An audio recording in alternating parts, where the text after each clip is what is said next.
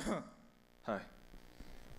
Um, so I want you all to look at this statement right here, and if you guys actually think about it, if you put emphasis on each of the different words in the sentence, this sentence could have 6 different meanings.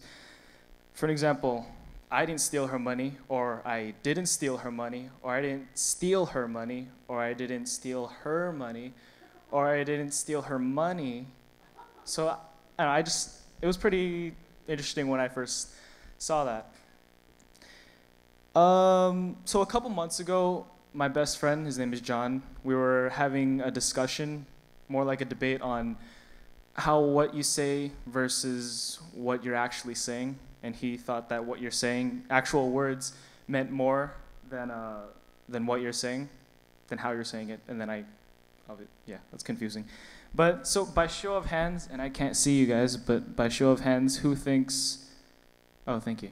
Who thinks how what you say is important? Okay. And sit down if you think that what you say is just as important. Good job. All right, cool. So, I mean, of course, both are important in means of communication, but today I'm just going to talk to you guys about how what you say is just as, if not more important than what you say. Where's the clicker? Oh.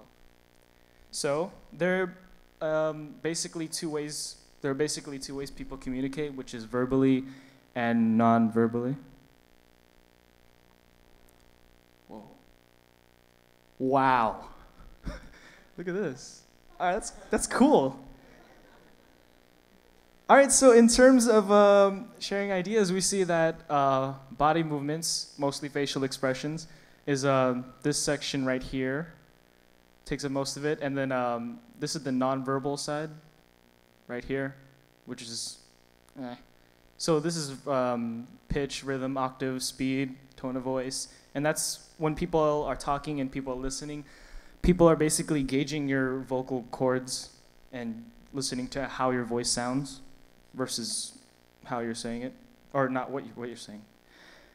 So if I say something like, you saved his life, or you saved his life, like, it sounds like a positive thing, but if I were to say it like, oh, you saved his life, then that just sounds mean. Therefore, the prospect of how we say something is just more important than what we're actually saying. So in that debate, I beat John. I win. So now I'm going to conclude my very short presentation by giving you a few tips on how to communicate more effectively, whether it be in a presentation to a group of people or in a regular conversation with just, a group of friends.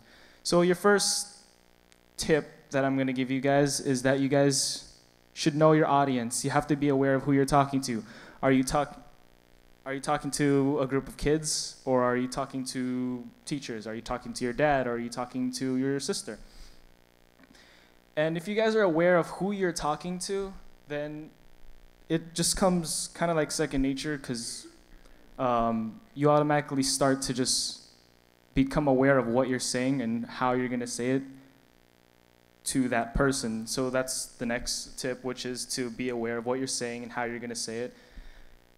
And if you guys can discover how to master these 2 very easy steps, I guarantee that it'll take you far. And so you should always think before you talk. Thank you.